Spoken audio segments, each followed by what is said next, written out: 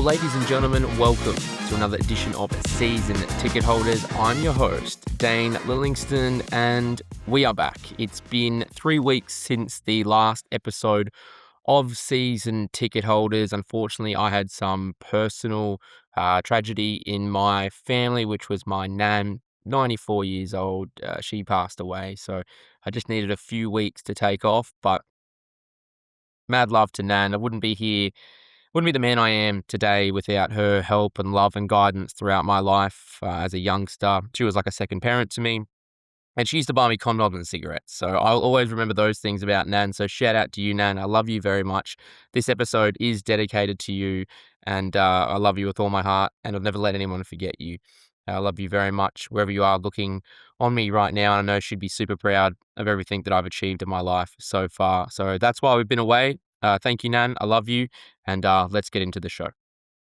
Guys, well, plenty's happened since we've been away. And of course, it is State of Origin time. And that's why I wanted to kick right into it, because the Game 3 teams for the decider in Suncorp have dropped. And let's just get straight into it. We're going to touch on the Broncos in crisis. Is Michael Maguire going to be leaving? Who knows? Penrith Panthers losing back-to-back games. What is happening there? We're going to touch down on all of that. But first, we are going to get the State of Origin. I want to touch on the Socceroos a little bit later in the show as well. And the UFC, of course, we had the White House card. My betting account has been destroyed. So we will get into all that later in the show as well. But firstly, the Queensland team has dropped. Paddy Carrigan is back from injury despite missing the last few rounds. He's been out since round 13 with a knee injury for the Broncos. Billy Slater, I listened to his press conference a little bit earlier when he dropped the teams. Has no doubts he'll be ready, doesn't have to pass a fitness test. He said he would have been pushing for the Broncos if he were to play this weekend. But instead, Paddy Carrigan should be right to line up for Queensland. Jeremiah Nane, irresistible form for the Cowboys. Too good to refuse. He's done it all for Queensland before. He is back into this team. And Corey Horsburgh, 20th man. We all know Big Red, the emotion that he's shown. He's back in this team as well as the 20th man after debuting a few years ago. Lindsay Collins is out with a concussion. That's why he missed out. And Finny Fuiaki for the Dolphins. Unlucky man to miss out. Dropped after only getting to play 8 minutes in Game 2. So let's run through the Maroons team that will try and seal the series for Queensland. At the back, Kalen Ponga, no surprise. The wingers are Selwyn Cobbo, and Jojo Fafita. They've done a job. Cobbo putting his hand up as one of the men of the series. Incredible from what he was last year and getting dropped for the Broncos, not even being in that finals run team, to go to the Dolphins, reinvigorate, and living up to the hype that a lot of people thought early in his career that he'd be able to do. He is back. Robert Toya and Hamiso Tabuai-Fidow, so no changes for the Queensland back five that have got the job done and showed plenty of points in Game 2. The halves, no surprise, Cam Munster and Sam Walker. Now, there was a bit of chat about Tom Dearden potentially being fit and getting back into this team. Time wasn't on his side for this one, but of course, Sam Walker, another man putting his hand up, man of the series after that second game performance.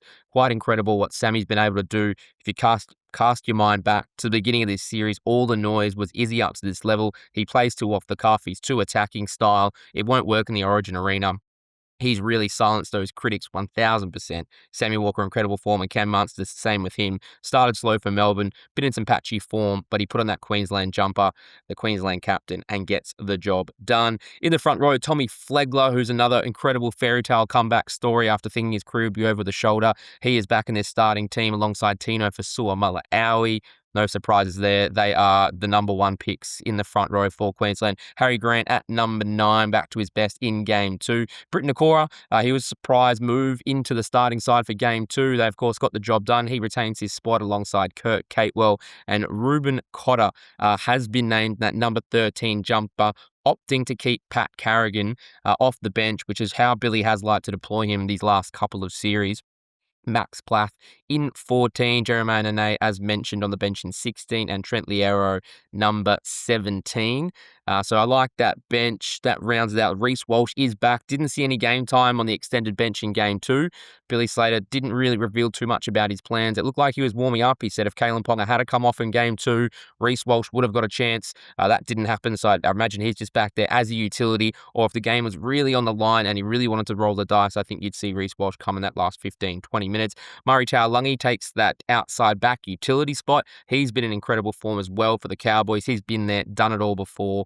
So he'll only be called on as well, I imagine, if someone goes in that outside back line. And Corey Horsburgh, as mentioned, in the number 20 jumper. So that's the Queensland team. I really, really like it as a Queenslander. I don't like to reveal this too much, but I am confident, quietly confident, heading into Game 3. I know we don't like to say that. We do like to be underdogs, but it is at Suncorp. This team has shown that when they're playing with 13 on 13, they're just too good for this New South Wales team, who have made some changes, and we'll get into that. But just based on how Billy Slater's been able to coach this team, this Queensland current squad just seems to be a class above New South Wales. Now, I say that knowing that in Origin, all 3 games are usually really in a vacuum. You can have one team get blown off the park. It can flip for Game 2, and Game 3 can be just a completely other game altogether. That hasn't really been the case this series so far. You take away that Kalen Ponga send-off in Game 1, Queensland has been on top for these first 2 games. So it's going to be very interesting to see, will this Game 3 be something different, or will Queensland just continue the dominance they've really shown? Despite losing Game 1, if they didn't obviously go down to 12 men, they would have run away with that Game 1 as well, I believe. Now, the biggest news coming out of the press conference was Billy Slater saying he won't sign a new deal for next year. It's opened the conspiracy theorist doors. Will that mean he takes over at Craig Bellamy at the Melbourne Storm, who's dealing with some health problems? It looks like he may not be back. Could he go there? The jury's still out. Plenty of people say he's got too many good cushy jobs in the media with Channel 9 and the like. Would he even want to leave?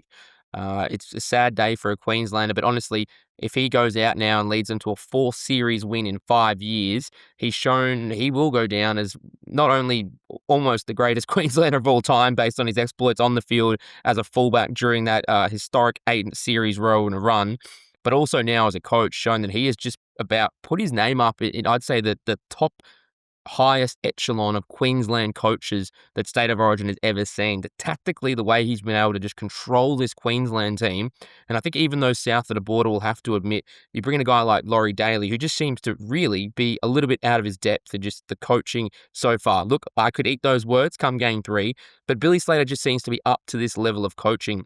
He's an astute student of the game. He's got one of the greatest on-field football minds we've ever seen in rugby league.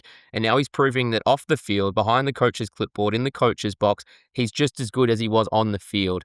He's been able to pick this Queensland team. He's picked players. Think of someone like a Jojo Fafita to begin this series. He picks players that not many people would predict they're in, and then they come in and they just do the job because Billy sees the game different than you or I watching at home. I might be a sports reporter. You might be a fan listening to this, but we don't sit there and watch every single second of every single round, week in, week out, of the highest class rugby league players in the world. Billy Slater does that. I have no doubts that his weekend is completely consumed by watching football and studying the game and just seeing it in a different way than you or I could possibly comprehend. And by that regard, I think he is the greatest Queensland coach that we have ever seen.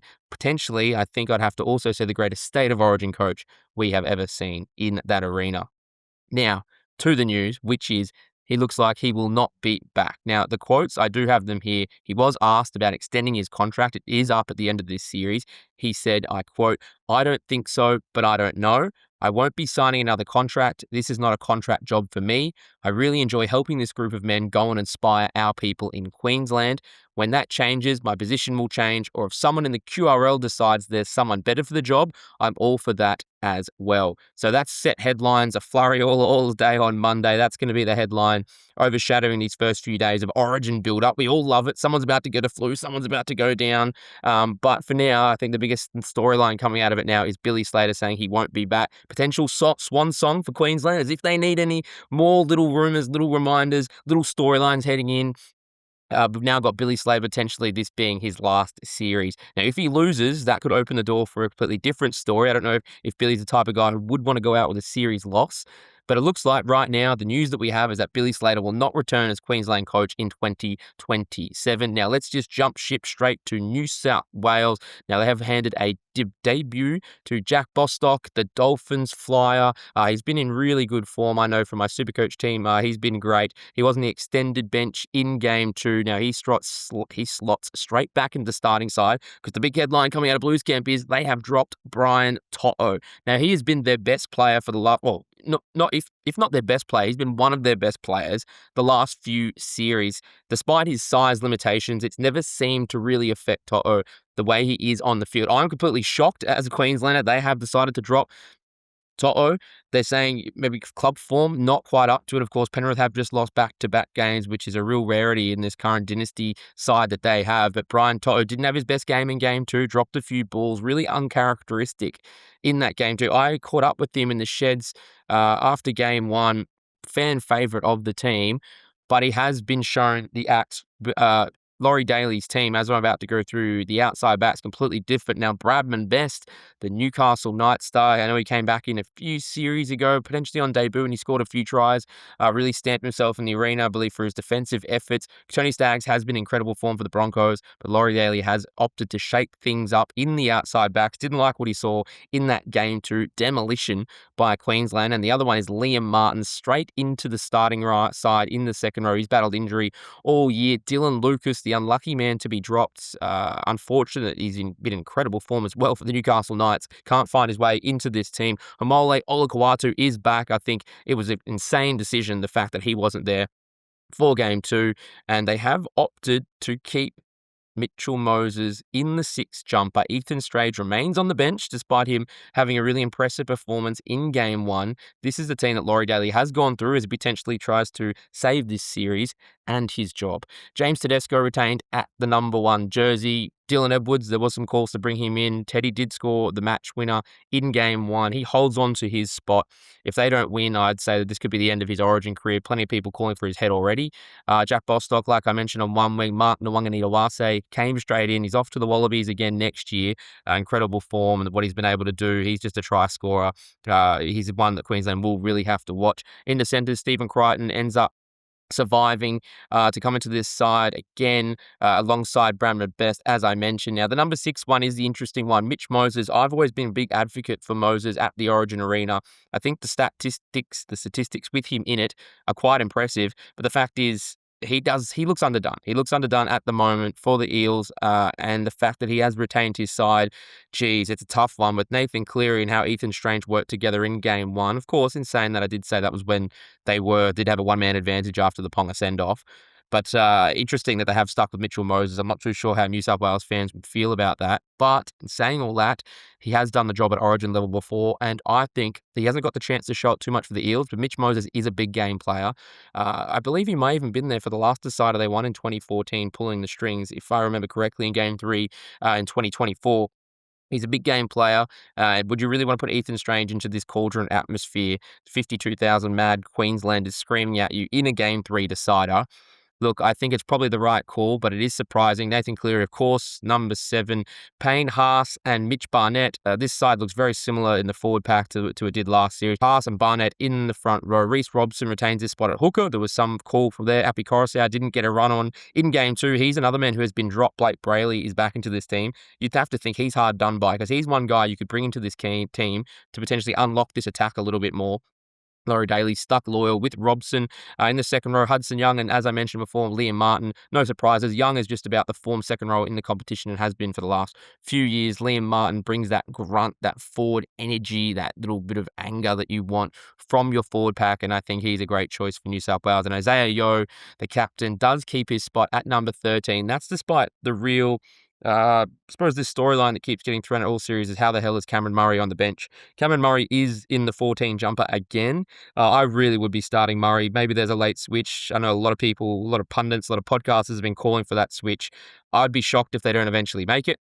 But this is Daley's team, and he will fall on his sword. Adam Fanua-Blake in the 15 jumper. Hamole Olakau'atu, as I said, had an incredible game on the weekend, back in the 16. And Blake Brayley in the 17 jumper. So they've stuck pretty loyal to the teams they've brought in and out this series. Ethan Strange in the 18. Tola Kula is the one who misses out. He was a winger, then centre, and now he has been dropped to the 19th utility outside back position. And Victor Radley, another one potentially a bit unlucky to miss out in the 20 jersey jumper. So that's it for the Blues. Now, they have won their past 2 games in Brisbane, 18-6 last year, and the one I mentioned before, 14-4 in the decider. I believe it had been a couple of decades since they'd done that back in 2024. So I don't think Billy Slater really cares about that record. I don't think Laurie Daley will have too much impact on that record as well. But that's the scenario heading into Game 3. Now, I will be off to Blues camp on Tuesday. I'll be based in Kingscliff at the team hotel. I'll be following them all week. I'll try and do a podcast for you guys later in the week from deep inside enemy lines in Blues camp. I will be the Fox Sports News dedicated reporter in the lead up to Game 3. I'll be there all week, so I can't wait. I've packed my bags. I'm excited for this one. So bring on Game 3. Queensland, you'd have to think, decent favourites in this one. Can Laurie Daley save his job? Will it be Billy Slater's last game as the Queensland Maroons coach? We'll all find out on Wednesday night. Now, guys, I'd like to just take a little moment on speaking about the Origin series to thank our sponsor, National Freight Management. They handle everything from pallets to cartons nationwide. You can catch more information at nationalfreightmanagement.com.au. Gerard and the team do a great job. Now, I actually have a bet with Gerard. If you're listening, Gerard, I know it's still on. He bet me after Game 1. We've got a jersey on the line. I have to wear a New South Wales Blues jersey if they do win the series.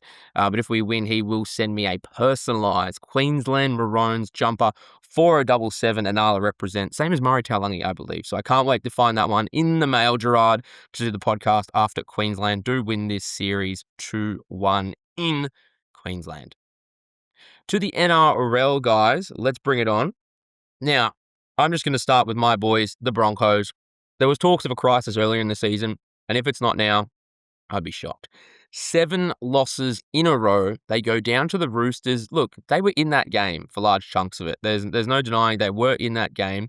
A much improved performance, I would say, despite missing the likes of Adam Reynolds, Ezra Mann, Paddy Carrigan. Payne Haas was named captain for the first time coming into this team. Now, they led 16-12 at halftime, but couldn't score a try in the second half. Billy Smith scored early in the second. Sam Walker put the icing on the cake. Penalty goal closed it. They were trailing by 8. They closed it to 6. Now, I don't know what is happening with the Broncos right now, but they are a team in crisis, I would have to say. The talk is already happening this week, and it's only going to get louder and louder and louder until they win a game. There's talk of a mutiny. I've seen some News Corp reports that Michael Maguire, if he were to be re-signed beyond his current deal, in 2027, the playing group would erupt as people wanting to leave left, right, and centre. They would not be happy if Madge has got a new deal. It's an interesting situation because in the last couple of weeks, they already announced that Mitch Barnett a little while ago now is their big signing for next year, will replace Payne Haas. Of course, they both play the New South Wales prop position 2 together. Dane Gagai has been signed on a 1-year deal, a nice homecoming. I was happy to hear that news. And Ben Hunt, there was a bit of Willy Woney. Will the club find space in the salary cap for Ben Hunt? He will play on next year as well. So you'd have to think that's a little to give approval for Michael Maguire and what he's been able to do. The other side of it is I've read a report that Jesse Arthurs was offered a contract and decided instead to walk away and sign elsewhere. And of course, the big one, and we can't forget this, is the fact that Payne Haas has been allowed to go, or Payne Haas has left. I know it was spun, there was a PR spin on this earlier in the season, and that was that Payne Haas wanted a challenge, But I can't recall any other player winning a premiership with a club, apparently a club that he really loves dearly, hold close to his heart, and then he wins a premiership, and then he goes, you know what, the challenge I want next is to go win one at a different club. That's just not a storyline or something I can really buy as a media analyst, as a podcaster, or as a Broncos fan, whichever hat you want to put on me, because if he really loved the club, he would sign a deal to stay with the club, and if you really wanted a second premiership, you'd stay with the club you love so much to try and win another one. That's the thing I just find shocking about the Payne Haas situation. If he really loved the club, if that's the storyline we're really, really led to believe, then he signs with the Brisbane Broncos, he extends his deal, they sign him 1.2, 1.3, make him the highest paid forward in the game, and he tries to build a dynasty in Brisbane at Red Hill, the club he supposedly loves so much. I'm not holding anything against Payne Haas, not whatsoever. I love Payne Haas. I was really happy to see him handed the captaincy temporarily the other night. I think he well deserves it. And when he's on, he's just about going to go down as the greatest forward we've ever seen. The greatest Broncos forward since Glenn Lazarus. There's so many accolades, the record amount of club player of the year awards he's won at the Brisbane Broncos.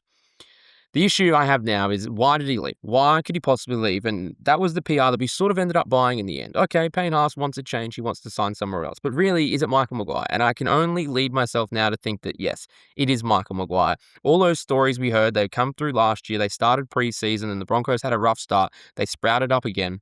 He trains them too hard. The vomit buckets. Put your shirts back on. You're not rock stars. There's too many storylines out there about players being unhappy. Where there's smoke, there's fire. I'm a journalist. I know how these things work. People like to crap on the media a little bit and say things like, you made this up. I'm telling you right now, that's not what happens when these stories come up. Sure, there are minority cases, usually from people who aren't proper journalists at respected organizations, that may just completely spring something out of thin air. But I can tell you that's not how journalists work. If they're reporting these stories and these things are coming up from respected journalists, there's smoke, there's fire. It's a saying for a reason. These things really are out there. There must be something going on behind the scenes at this club that is leading players not to want to stay. The other example is Ben Teo, the defensive coach for the Broncos, assistant, by all reports, extremely well respected by the playing group. He was the one who helped them go on that little drinking thing at the Corso, whatever it is, in Manly last year. Apparently this drinking session after a bad loss to Manly kick-started their dream fairy tale run to the premiership to break that 20-odd year premiership drought. He left in really suspicious circumstances a month or so into the competition this year. That was the first sign. Then we had the Payne Haas news, and now all these stories, they're coming out of the woodwork again. So I can only imagine that Michael Maguire is the problem. And I wouldn't have said this a few weeks ago, but now I'm happy to say I do think that Michael Maguire should be shown the door at the end of this current deal. It'd be extremely harsh to let him go before next year. I don't think that should happen, but I think Michael Maguire should see out 2027, then right into the sunset. Whether he wants to go be a rep coach again, he's shown that in short stints, he's a fantastic coach. The way he was able to lead New Zealand to smash Australia a few years ago, incredible. The way he was able to get the Blues up with the glass houses comments, incredible. What he was able to do. The fact that he won a premiership at South, incredible. I just finished Adam Reynolds' biography, reading all about it. But there's just this underlying belief that I think is almost becoming common knowledge and known as not fact, but just believe, is that he works these players so hard and just the majority of people can't cop it. They can't take it and they just don't gel well with his style of management. I've spoken a lot about this.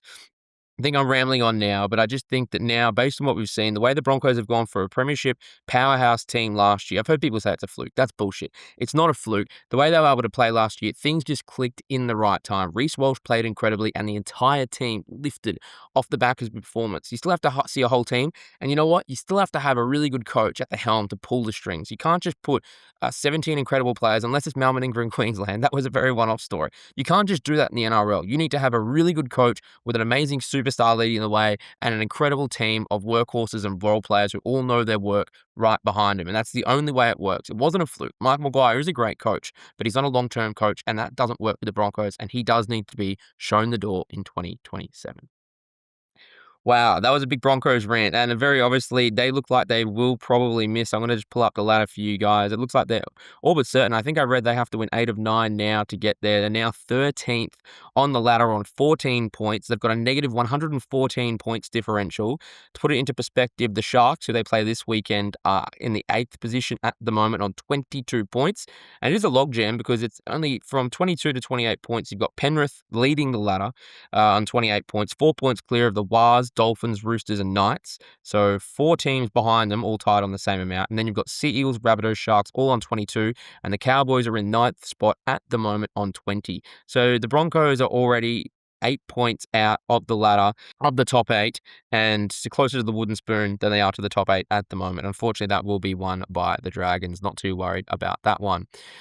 Very interesting time indeed for the Broncos. They will get some men back in the likes of Billy Walters, Dean Mariner. They will get Adam Reynolds back as well as Ramam, who hasn't been in his greatest form, but it will be interesting to see how this story plays out in the coming weeks. And now the other team that I've heard some people say in crisis, the Penrith Panthers, the 4-time premiers in the last 5 years. Now they have shockingly lost back-to-back games against 2 teams they really predicted to smash. They lost 19-18 last week to the Gold Coast Titans, some Zane Harrison field goal magic, but it's probably the one that happened on the weekend that's a lot more concerning. They're going down 26-12 to the Cowboys. Now, that was off the back of a surging last 10 minutes, Jeremiah Nene and Jake Clifford crossing for tries to blow that scoreline out to 26-12. Now, I heard some absolute dribble on the radio today talking about how there must be something wrong, there must be something going on with Penrith. They've lost 2 games in a row. They've now only lost 3 for the season. I'm not reading a single second into anything being wrong with Penrith. It's the Origin it's the Origin period time where Nathan Cleary, Isaiah Yeo, Brian Toto not at the moment, but these guys, they get a bit tired. The team fluctuates in and out. There's changing halves and that type of thing. I'm not worried for a single second that the Penrith Panthers won't be able to bounce back, and they aren't going to be solid premiership favourites for the remainder of this season until they lose 7 in a row like the Broncos. I won't be writing off the Panthers, and they are well-deserved premiership favourites. I couldn't believe it on the radio there. I think they were just trying to talk back. There you go. Maybe that's why people switch to podcasts. But absolute crap I was hearing about Penrith Panthers and just reading too much into that. I just don't think you can read too much into that. The other thing, of course, was Ivan Cleary giving an all-time short record press conference. That's also because he was in Townsville, and it sounded like there was only 1 or 2 journalists in the press room. I think that might have had something to do with it. And Ivan Cleary is notorious for giving short answers if you don't really have the right things to ask him. He's a bit like Wayne Bennett in that way. He likes to mumble and stutter through answers sometimes, but if you don't have good questions, he won't give you good answers. And I think that played into it a little bit as well. Still a contender for shortest press conference of the year, but I think the Origin period and that played a little bit into it. So that's just my main 2 talking points from the weekend. That was running out round 17. Rabbitohs beat the Eels. Bulldogs beat the Titans. Dolphins, probably game of the round against the Wars. Really impressive to see the crowd, 40,000 at Suncorp. And I do want to point something out. If the Broncos being a little bit out of form has anything to do with it, they did actually beat the Broncos crowd. There's not too many times I can think of when that's happened.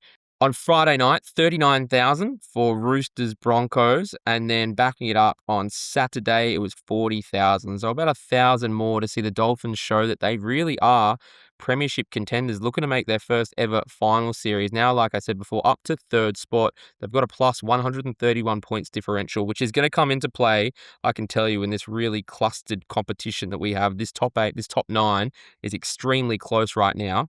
And points differential is going to play a big part. And the Dolphins are known to put on points. Their outside backs are incredible. Herbie Farnworth, Jermaine Asako, Jack Bostock.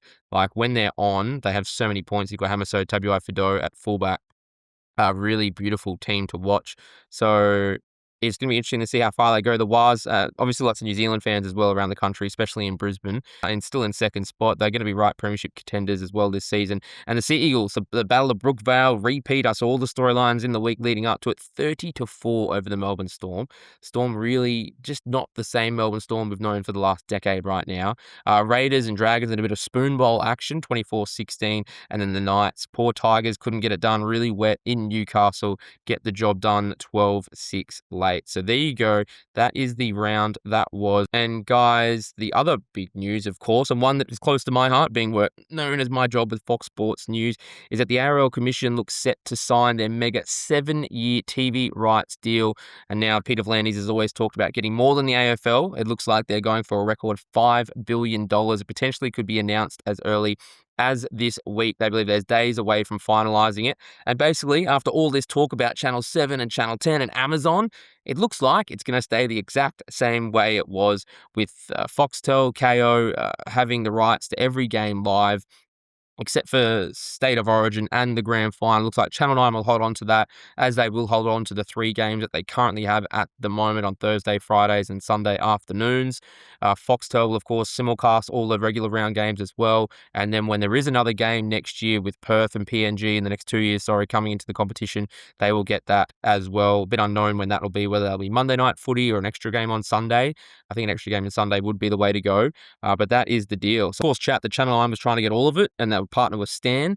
But I personally, and I know that I'm biased, and full disclosure that I am employed by Foxtel, Fox Sports, I think the current model works really well. And as a fan, I put my fans cap on, I'm glad there's no real changes, because I think the way the Fox League broadcasts, it's of course a 24/7 dedicated sports channel. I just don't know if anyone else could have matched that commitment that they have, and just the product that they put out at the moment, or the shows that go with it, from Matty Johns to 360 to NRL Tonight. They do a fantastic job, and even their callers, just the talent that they have, incredible. And the same with Channel 9. Channel 9, I know it probably doesn't get the best rap sometimes for its commentary and their analysis, but if you're into that, that's a different style, I think, of broadcasting, and that has its place as well. They only broadcast 3 games a week, and they do a great job with State of Origin normally. and the grand final. It's probably the only times I watch Channel 9 these days. But when they do a good job as well. So I just think between those two broadcasters, they know what works, and I'm glad to hear that it will stay the same and there won't be any real changes for fans. If you've got your KO subscription, you can still hold on and watch every single rugby league game. I think if that wasn't the case, it would have thrown a real spanner in the works, not only for KO, but just for fans. Again, if it had been splintered some way between multiple streamings or whatever, could have happened. Like you watch football these days, how it's splintered between Stan, and all the different streaming services that you need. I'm glad that nothing is really changing. So that's all the latest on the rugby league. And one thing I did want to talk about, guys, is the Socceroos, of course, World Cup fever. I've been right in the thick of it for Fox Sports. I've now watched the last 2 games down at Sydney's Tumbalong Park, which is one of many live sites around the country. Incredible atmosphere. I got my first taste of it against the USA game last Saturday, 5 a.m. kickoff. There was a 50-50 split between people like I would have done 4 years ago at Argentina. I did go to the fan site for a big night out, doing all sorts of things, going straight into the game, sitting with families on picnic blankets after a big night out. It was a 50-50 split, I'd say, you guys who did stay up all night to come to the live site. And then there was also plenty of families, not so many little kids, but there were sort of more family-orientated people and plenty of young people who decided just to set the alarm at 3 a.m. and come into the city to watch it with the fans. Flares galore. Really awesome atmosphere, and then to back it up against Paraguay, of course, not the most exciting game, 0-0 draw, enough for the Socceroos to clinch second spot in the group, through to the knockout stages for only the 3rd time in history. I remember exactly where I was when they did it back in 2006 with the Golden Generation. Of course, we all know how that ended. They had the 2-2 draw against Croatia to go through and then had to play Italy. There was that infamous dive, Lucas Neal giving away the penalty late. Italy go on to win the World Cup. We liked our chances of beating them that day. Then fast forward, or rewind rather, 4 years ago, the team that not many people knew too much about, the fact that they were able to secure their spot, also in the round of 16 knockout stages, and then of course going down 2-1 to Lionel Messi and Argentina. Again, they go on to win the World Cup, so we've got a good record there. This time, a little bit different. We will be taking on Egypt. Now, this is a round of 32 because they have expanded the World Cup from 32 to 48 teams, which means 8 third-place teams in the group go through, and that means there's an extra knockout stage. So we're through to the round of 32. So it looks like we've got a really good chance against Egypt. They are a good team, but 4 a.m. Saturday morning, Sydney Eastern Time, they will get a chance. And I do like their chances against Egypt. I think there's just one issue with the Socceroos, and it's always been there since Tim Cahill retired, goal scorers. Now, there is one man I do just want to point out from this team because I reckon there's only one fully fledged superstar. And if he's not a superstar yet, he's on the way, and that's Nestor Irankunda. Mate, he is just incredible. The way he's been able to play. He scored a goal in that first game, in that win, that 2-0 win. I can just tell you, just the way the fans have gotten behind him. Every time he came up on the screen during those live sites, he got a scream, I reckon, twice as big as anyone else in that team. Aaron Kunda, he can back it up with his skills. I mean, he's been long touted as our next superstar. Just bring up some stats about him. He's 20 years old. He's born in Tanzania. Came to Australia, and he's already been thrown around. He was signed in Bayern Munich youth team, never actually got to play for Bayern. Now he's currently applying his trade at Watford in England. Now, what he's been able to do and the fan support he's been able to get, he's got speed, he can score, break the line, he's an exciting winger, can play striker, he's been playing up front for us as well. If he manages to score against Egypt, he is the name to watch because he is going to be the next superstar of Australian football. And potentially, if he scores in this Egypt game, potentially a winner or anything like that, he's going to go down as one of our one of the biggest stars he's ever had. And I can only imagine if his career trajectory continues as a 20-year-old in 4 years' time, where he could possibly be. Maybe we can finally go back to the days of a Harry Chewell and Mark Viduka when we've got players playing at really big clubs again, because there's a big chance if, even what he's already been able to show, I wouldn't be surprised if a big club does pick him up. So fingers crossed Aaron Kunda can come out there, have a big game, get a winner against Egypt, and then we will see a Socceroo at a big club like a Premier League powerhouse, Manchester United. Geez, I would love it. Glory, glory. So that's Socceroos fever. It's on all of us right now. Just finally, guys, of course, we are a UFC podcast as well, so I apologize. We're missing all throughout that UFC White House period. As an event, absolutely incredible. I read a report just before that said only 18% or 16% of Americans agreed with it. But if you're a UFC fan, I'm sure they all fell into that category. I don't care. And say what you will about Donald Trump, I'm not a fan at all in any way. but it's a spectacle of a lifetime. The fact they were able to pull this thing off, it did sound like there was a terrorist threat. So we all thought this would be the perfect chance, right? It sounds like they did thwart, the FBI thwarted some sort of terrorist threat that they were going to attack. There was going to be drones sent to attack the crowd. Potentially, they were going to storm the White House as well. Those, of course, got thwarted. Nothing went off without a hitch. It was the first UFC card ever, I believe, to have a knockout in every single fight. Of course, it was a shortened card, but incredible. Betting wise, not incredible. I pumped Alex Pereira. I was so disappointed. I mean, I was betting with my heart, and that fight was Cyril Gane. We didn't know how he was going to handle moving up to heavyweight. He looked chunky and he looked slow. And Cyril Gane, take nothing away from him. He is obviously the number one heavyweight in the UFC. Of course, it's not a very stacked division. It is a thin division, but Cyril Gane is the obvious number one, putting away Alex Pereira, that Tom Aspinall rematch we all want to see. So hopefully that does happen soon. That'll bring some excitement back to the heavyweight division.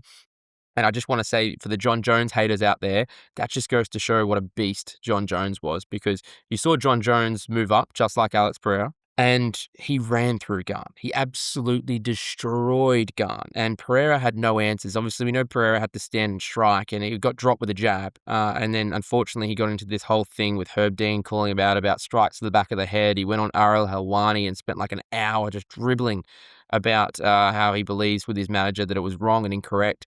And it's really disappointing because I think up until now, Pereira hasn't put a foot wrong as far as fans and his status in the UFC. But the fact that he's making such a big deal now out of what happened, it is a bit of a shame. You just wanted to see him walk away like he did against Ankalaev. Just come back and fight again. Don't worry about getting caught up in this and that. The fact is, he got dropped. And if there was one or two strikes to the back of the head, he was still 99% chance of losing that fight based on all the other strikes that were legal. But still love Pereira, Sharma, baby.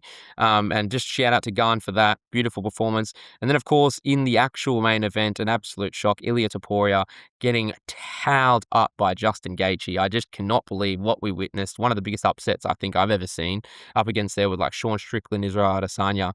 Just... I don't know what to say, really. I was shocked then. I'm still shocked now. No one ever thought we'd see Ilia Topuria bashed up like that on the feet. His face looked like that was some real Hills Have Eyes shit. He was absolutely just...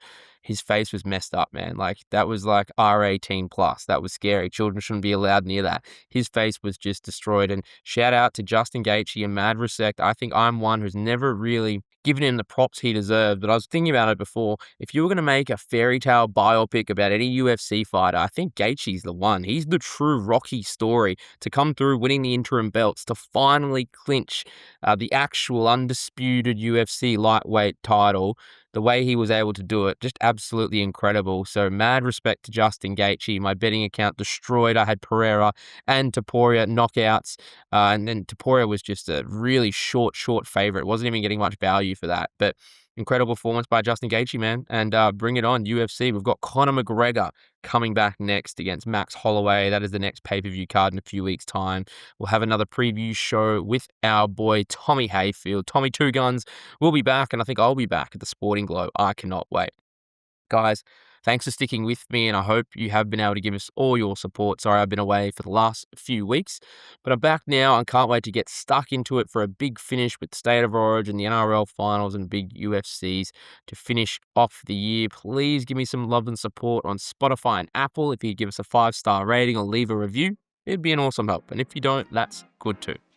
Guys, thank you very much for listening. Take care. We'll talk to you soon.